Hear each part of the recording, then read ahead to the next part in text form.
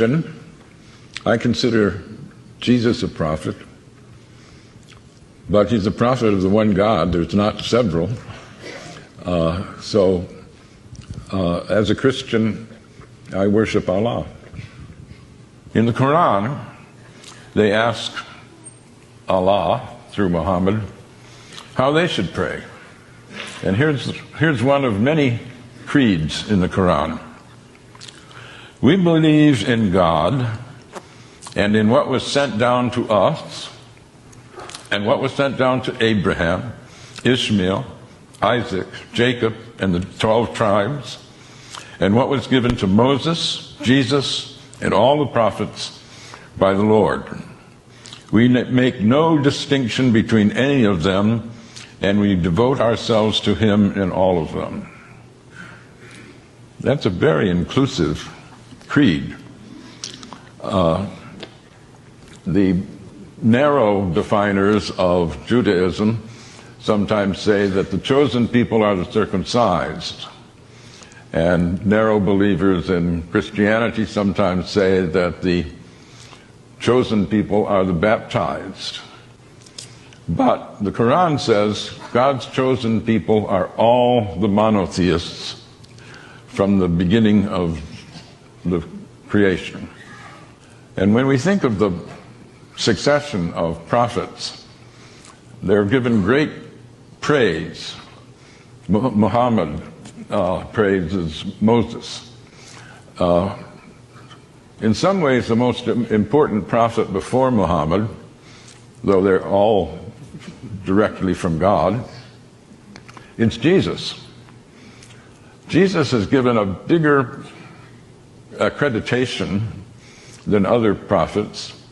John the Baptist is made a prophet so that he can prophesy Jesus.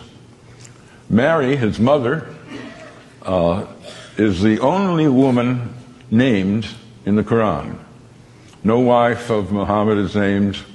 There's no Adam and Eve, there's Adam and spouse. But Mary is not only named, she's made sinless. She conceives Jesus in virgin birth. She is tremendously honored. So one asks, if this is such an inclusive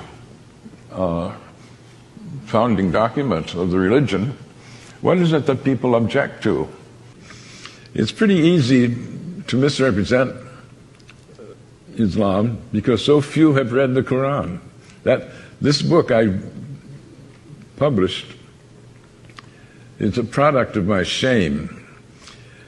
I was embarrassed. After 9/11, I was talking with a group of friends, academic friends, and we were wondering, is this really an Islamic event, the 9/11 attack? And at some point, people asked, well, who here has read the Quran? None of us had. And a friend of mine said, not even you, Gary? I thought you were a student of religion. And I said, yeah, that's the problem. I'm totally ashamed. And so I went and have been trying to repair that stupidity ever since. But I've tried in a lot of venues to ask how many people have read the Quran.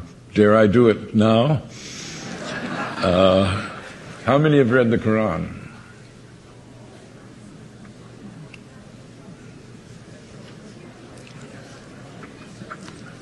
A minority, certainly. Well, I don't want to shame you, but I do. I think we should all be ashamed. We're throwing our weight around in a world where almost a quarter of the population are Muslims. And not to know, how can you say the Islamic State is a false construct if you don't know what true Islam is. One can only hope that more people will use freedom to do things like read the Quran rather than hate the Muslims.